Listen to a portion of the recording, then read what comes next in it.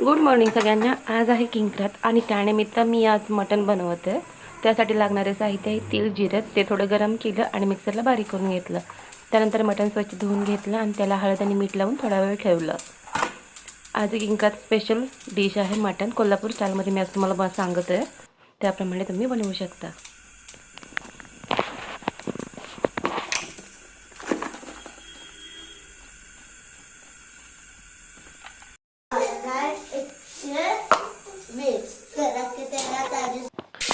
तेल, जिरं मिक्सर लावून बारीक करून घेतलं। त्यानंतर आलं, लसूण, खोबरं तेही मिक्सरला बारीक करून घेतलं।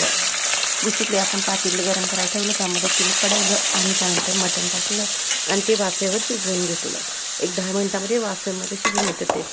त्यानंतर त्यामध्ये आपण खोबरं, आलं, लसूण, तेल याची जी पेस्ट केली आहे ती त्यामध्ये मिक्स करायची आहे। आता आपण त्यात खोबरे, लसूण आणि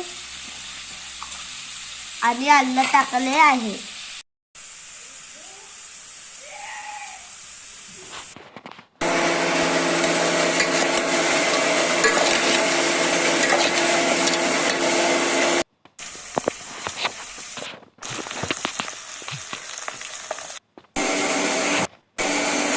वाफेवरून आपण शिजली की त्यामध्ये मसाला घालायचा आणि त्यामध्ये टाकायचं। एक 5-10 मिनिटांमध्ये मटण पूर्णपणे शिजतं वाफेवरती। त्यानंतर गरम केलेलं पाणी आपण त्यामध्ये ओतायचं। 15 ते 20 मिनिटमध्ये मटण पूर्णपणे शिजतं, ते तोडून बघायचं, ते शिजलेलं असतं। त्यानंतर एका साईडला कढई ठेवून त्यामध्ये गरम तेलामध्ये कांदा परतून घ्यायचा।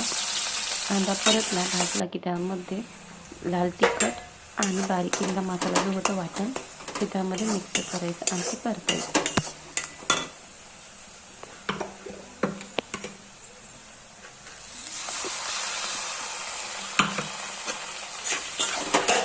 हे सगळं परतून झालं की त्यामध्ये शिजलेलं जे मटण आपण आहे ते मटण यामध्ये मिक्स करायचं आणि मटण घालून परतायचं आणि 5 मिनिटानंतर ते झाकून ठेवायचं।